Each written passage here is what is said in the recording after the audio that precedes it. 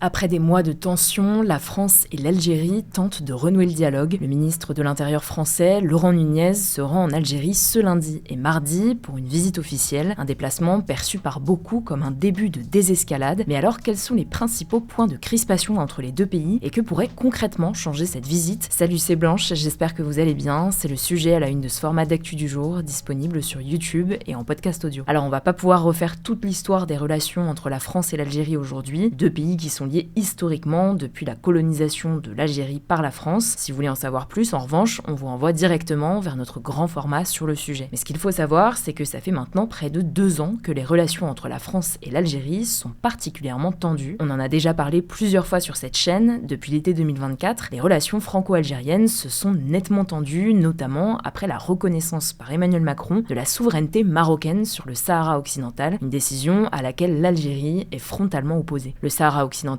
c'est un territoire de 266 000 km², soit un petit peu plus grand que le Royaume-Uni, qui est situé au sud-ouest du Maroc, entre la Mauritanie et l'Algérie, et peuplé d'environ 600 000 habitants. Ancienne colonie de l'Espagne jusqu'en 1975, le Sahara occidental est revendiqué par le Maroc, qui en contrôle aujourd'hui environ 80%, et par le Front Polisario, un mouvement indépendantiste soutenu par l'Algérie. Après le départ de l'Espagne du territoire, un conflit armé a opposé le Maroc et le Front Polisario de 1975 à 1991, date à laquelle un cessez-le-feu a été signé sous l'égide de l'ONU. Depuis, le territoire reste considéré comme non autonome et son statut définitif n'est pas réglé, même si différentes négociations ont fréquemment lieu pour tenter de parvenir à un accord. Depuis maintenant plusieurs années, le Maroc propose un plan d'autonomie accordant une large gestion interne au territoire. Il propose par exemple que le Sahara occidental dispose d'un parlement et d'un gouvernement autonome, tout en conservant le contrôle sur les domaines stratégiques comme la défense ou les affaires étrangères. Ce plan est aujourd'hui rejeté par le Front Polisario et l'Algérie qui s'y opposent fermement, estimant qu'il nie le droit à l'autodétermination et qu'il légitime une forme d'occupation du Maroc sur le territoire, mais ce plan a progressivement gagné du terrain sur la scène internationale. En 2020, les États-Unis ont notamment reconnu la marocanité du Sahara occidental, s'en est suivi l'Espagne, l'Allemagne, le Royaume-Uni et puis finalement la France à l'été 2024. Aujourd'hui, le Conseil de sécurité de l'ONU, qui est la principale instance des Nations Unies chargée du maintien de la paix et de la sécurité internationale, a également jugé ce plan comme pouvant représenter la solution la plus réalisable. Mais pour en revenir à la France, sa position a largement contribué à détériorer ses relations avec l'Algérie. En réponse, l'Algérie avait notamment rappelé son ambassadeur à Paris. Dans ce contexte déjà tendu, l'écrivain franco-algérien Boualem Sansal, qui a remis en cause les frontières de l'Algérie, avait aussi été incarcéré en Algérie fin 2024 avant d'être gracié et libéré en novembre dernier. L'an dernier, la crise s'est aussi illustrée politiquement. La France et l'Algérie ont respectivement renvoyé plusieurs agents diplomatiques de leurs ambassades. Depuis, l'Algérie a aussi très fortement réduit, si ce n'est bloqué, la délivrance de laissez-passer consulaires. Ces documents, ils sont nécessaires pour renvoyer les ressortissants algériens en situation irrégulière, ce qui empêche l'exécution d'un grand nombre d'OQTF, les obligations de quitter le territoire français. Concrètement, de nombreux Algériens sous OQTF en France, en majorité pour raisons administratives, ne peuvent pas être renvoyés vers l'Algérie. Plus récemment encore, le Parlement algérien a adopté en décembre une loi symbolique visant à criminaliser la colonisation française, demandant à la France des excuses officielles et des réparations intégrales plus de 60 ans après l'indépendance de l'Algérie. Si vous voulez en savoir plus, on en avait fait un sujet de une à l'époque. Alors on va pas pouvoir mentionner tous les récents points de crispation entre les deux pays, on en parle souvent dans ce format des actus du jour, mais c'est en tout cas dans ce contexte tendu que Laurent Nunez, le ministre de l'Intérieur, s'est rendu ce lundi en Algérie. Un tel déplacement officiel pour un ministre de l'Intérieur n'avait pas eu lieu depuis fin 2022. L'ancien ministre de l'Intérieur, Bruno Retailleau, mettait notamment davantage en avant une approche de fermeté vis-à-vis de l'Algérie. Mais alors, que va faire Laurent Nunez sur place? En fait, c'est le ministre de l'Intérieur algérien, Saïd Saïoud, qui avait proposé cette rencontre il y a maintenant plusieurs mois, selon Laurent Nunez, qui affirme, je cite, avoir toujours été confiant dans le rétablissement des relations sécuritaires avec l'Algérie. Cette visite est indispensable. Interrogé sur le sujet vendredi dernier, il avait notamment affirmé que la rencontre concernerait plusieurs sujets, dont notamment le trafic de stupéfiants et l'immigration illégale. Les ministres devraient donc notamment faire le point sur l'enjeu des OQTF et la question des réadmissions. La lutte contre le terrorisme devrait aussi être évoqué. Dernier point qui devrait aussi être abordé, le sort du journaliste sportif français Christophe Glaise, arrêté en Algérie en mai 2024 et condamné à 7 ans de prison, notamment pour apologie du terrorisme. Dans le cadre de son travail, il a notamment noué contact avec des dirigeants de la jeunesse sportive de Kabylie, un club de football algérien, et parmi eux se trouve notamment l'un des responsables du mouvement pour l'autodétermination de la Kabylie, une région du nord de l'Algérie, et c'est un mouvement classé comme terroriste par l'Algérie. Cette condamnation a notamment été dénoncée par Reporters sans frontières. Mi-janvier, Christophe Glaise a été transféré vers un établissement pénitentiaire proche d'Alger, la capitale du pays, interprété par de nombreux analystes comme un signe de désescalade des tensions. À voir si cette visite du ministre de l'Intérieur pourra mener à sa libération et à véritablement renouer le dialogue entre la France et l'Algérie. On continuera de suivre la situation. Avant de passer aux actualités en bref, je voulais vous parler de la mort du militant nationaliste de 23 ans, Quentin Dorenc, qui a été victime d'une agression mortelle ce jeudi à Lyon, en marge de la venue de l'eurodéputée LFI Rima Hassan à Sciences Po Lyon. Bien, le procureur de Lyon a précisé lors d'une conférence de presse tenue ce lundi après-midi que Quentin avait été frappé à de très nombreuses reprises par au moins 6 individus. L'autopsie a permis de déterminer qu'il présentait essentiellement des lésions à la tête qui ont donc été mortelles. Une enquête criminelle a été ouverte pour homicide volontaire et aucune interpellation n'a eu lieu pour le moment. La peine encourue pour ce chef d'accusation est la prison à perpétuité. Concrètement, la suite de l'enquête permettra de déterminer si la Jeune Garde, un groupe antifasciste cofondé par le député LFI Raphaël Arnaud et qui a été dissous en juin 2025, est impliqué d'après le parquet. La Jeune Garde a été mise en cause dans cette affaire par le collectif identitaire Némésis, proche de l'extrême droite, qui organisait un happening contre la venue de Rima Hassan et qui a affirmé que Quentin avait été agressé par des militants antifascistes dont certains seraient issus de la Jeune Garde. L'accès à l'Assemblée nationale a d'ailleurs été suspendu ce lundi pour l'un des assistants parlementaires de Raphaël Arnaud, Jacques-Élie Favreau, qui a été cité par plusieurs témoins dans l'agression, selon la présidente de l'Assemblée, Yaël Braun-Pivet. Selon elle, sa présence dans l'enceinte de l'Assemblée nationale pourrait entraîner un trouble à l'ordre public. Toujours selon Némésis, Quentin faisait partie de son service d'ordre et était donc chargé d'assurer la sécurité des militantes qui manifestaient contre la conférence de Rima Hassan. De son côté, le ministre de l'Intérieur, Laurent Nunez, parle d'un affrontement de 2 groupes antagonistes en marge de cette conférence. Emmanuel Macron, lui, a appelé ce samedi au calme, à la retenue et au respect. Un rassemblement a eu lieu en parallèle ce dimanche devant la Sorbonne à Paris en hommage à Quentin. Des élus du Rassemblement national ainsi que Marion Maréchal et Éric Zemmour ont participé avec plusieurs centaines de personnes pour, je cite, demander justice pour Quentin. Je vous laisse avec Léa pour le reste de l'actualité importante du jour. Merci Blanche et bonjour à tous. On commence par un point sur les inondations qui touchent actuellement une bonne partie de la France. Elles concernent surtout le sud-ouest qui est encore en vigilance orange ce lundi pour crues ou pluies inondations. Et les départements de la Gironde, du Lot-et-Garonne et du Maine-et-Loire sont quant à eux en vigilance rouge. D'après Météo France, il est tombé depuis le 1er janvier quasiment au moins 2 fois plus de pluie que ce qui est attendu à cette période en France. Les tempêtes liées à cet épisode, et notamment la tempête Nils, ont causé la mort de 3 personnes en France et en Espagne. Plusieurs dizaines de personnes ont également été blessées dans des accidents liés aux conditions météo. À noter que ce type d'événement est amené à se répéter et à s'intensifier dans les années à venir en raison du changement climatique. Deuxième actu qui concerne l'affaire Epstein, des magistrats ont été désignés par le parquet de Paris pour analyser d'éventuelles infractions liées à des Français dans cette affaire de vaste trafic sexuel de mineurs. Concrètement, ces magistrats seront chargés d'analyser les dossiers publiés par le département de la justice des États-Unis il y a un peu plus de 2 semaines pour y repérer, je cite, des infractions de diverses natures, notamment à caractère sexuel ou à caractère financier, qui ont été commises par des ressortissants français ou sur le sol français. Sur les plus de 3 millions de documents publiés, des dizaines de Français seraient cités selon Libération. Parmi eux, Jean-Luc Brunel, un agent de mannequin soupçonné d'avoir été le rabatteur de Jeffrey Epstein en France. Il s'est suicidé en prison en février 2022 après avoir été incarcéré, notamment pour viol sur mineur. À noter aussi qu'une perquisition a été menée ce lundi à l'Institut du monde arabe à Paris dans le cadre d'une enquête ouverte pour blanchiment de fraude fiscale aggravée visant l'ancien ministre de la Culture et l'ex-président de l'Institut du monde arabe, Jack Lang, ainsi que sa fille Caroline. Jack Lang a été contraint de démissionner de la présidence de l'Institut après 13 ans suite aux révélations d'une société offshore fondée par Caroline Lang en 2016 avec Jeffrey Epstein. Une société offshore, c'est une société créée et enregistrée dans un pays étranger avec très peu d'impôts mais qui n'exerce pas réellement d'activité. Le nom de Jack Lang ressort 673 fois dans les documents de l'affaire Epstein et fait apparaître des intérêts économiques communs. De son côté, Jack Lang a affirmé, je cite, qu'il n'a rien à cacher. Troisième actu, les accusations européennes d'empoisonnement de l'opposant russe Alexeï Navalny, qui est mort en détention en Russie en 2024, sont infondées, a jugé ce lundi le porte-parole du gouvernement russe. Alors on vous en parlait ce samedi, le Royaume-Uni, la Suède, la France, l'Allemagne et les Pays-Bas ont révélé qu'Alexeï Navalny avait été empoisonné avec l'épibatidine, une toxine rare présente dans la peau des grenouilles d'Arc d'Équateur, grâce à des échantillons sortis clandestinement de Russie après son décès. En 2022, l'opposant russe est décédé à l'âge de 47 ans dans des circonstances floues dans une prison de l'Arctique où il purgeait une peine de 19 ans pour des accusations qu'il dénonçait comme politiques. Après sa mort, les autorités avaient refusé pendant plusieurs jours de remettre son corps à ses proches, ce qui a éveillé relayer les soupçons, ses défenseurs accusant le pouvoir de l'avoir tué. À noter que la mère d'Alexei Navalny s'est recueillie ce lundi sur sa tombe pour le 2e anniversaire de sa mort, comme plusieurs dizaines de personnes. Une cérémonie religieuse a également eu lieu. Elle a réclamé, je cite, justice pour son fils. 4e actu, le président des États-Unis, Donald Trump, a appelé ce dimanche à une démilitarisation complète et immédiate du Hamas dans le cadre de la 2e phase de son plan visant à mettre fin à la guerre dans la bande de Gaza. Alors le passage à cette 2e phase, annoncé mi-janvier par les États-Unis, prévoit un retrait progressif de l'armée israélienne, le déploiement d'une force internationale de stabilisation et donc le désarmement du Hamas. Actuellement, Israël contrôle toujours plus de la moitié du territoire, tandis que le Hamas refuse de déposer les armes sur ces conditions. Donald Trump a également déclaré sur son réseau Truth Social que les membres de son conseil de paix allaient annoncer un budget de 5 milliards de dollars pour la reconstruction du territoire palestinien. Cette annonce, elle devrait selon lui se faire à l'occasion d'une réunion prévue le 19 février à Washington DC. Au-delà de la paix à Gaza, ce conseil de paix a été présenté comme un conseil capable de résoudre tous les conflits armés dans le monde. Pour le moment, au moins 19 pays ont signé sa charte fondatrice, mais d'autres, comme la France ou le Royaume-Uni, ont refusé d'y adhérer. On suivra ça. Et on termine avec cette actu, 87% des enfants âgés de 8 à 15 ans possèdent au moins un appareil numérique, selon une étude publiée ce lundi par l'IFOP pour la Fondation de l'enfance. D'après le baromètre, un enfant sur 5 affirme regarder un écran dès le réveil ou au moment du petit déjeuner et près d'un tiers reconnaît en utiliser un avant de se coucher. Des habitudes qui vont à l'encontre des recommandations du Haut Conseil de la santé publique. On apprend aussi que la quasi-intégralité des parents ont fixé au moins une règle pour encadrer l'usage des écrans chez leurs enfants. Ça peut passer par des restrictions sur la durée d'utilisation, l'installation d'un contrôle parental ou encore empêcher l'enfant d'utiliser son écran seul. 9 parents sur 10 disent autoriser l'usage des écrans uniquement les week-ends ou pendant les vacances scolaires contre 7 sur 10 en semaine. En 2024, un rapport avait alerté sur les effets nocifs de l'exposition numérique chez les 6-17 ans. Il évoquait des troubles du sommeil, une prise de poids, des problèmes de vue ou encore une perturbation du développement. Et sur le plan psychologique, l'exposition numérique peut favoriser l'anxiété, la dépression et des troubles du comportement. À noter que cette étude intervient alors que la France a annoncé souhaiter interdire les réseaux sociaux aux moins de 15 ans dès la rentrée scolaire de septembre. Merci Léa pour ces actualités et merci à vous d'avoir suivi ce format aujourd'hui. Je vous rappelle qu'il est également disponible en version écrite, newsletter. Elle arrive directement dans vos mails, c'est totalement gratuit, le lien est en description. Je crois que j'ai tout dit, prenez soin de vous, prenez soin de vos proches et je vous dis à plus tard.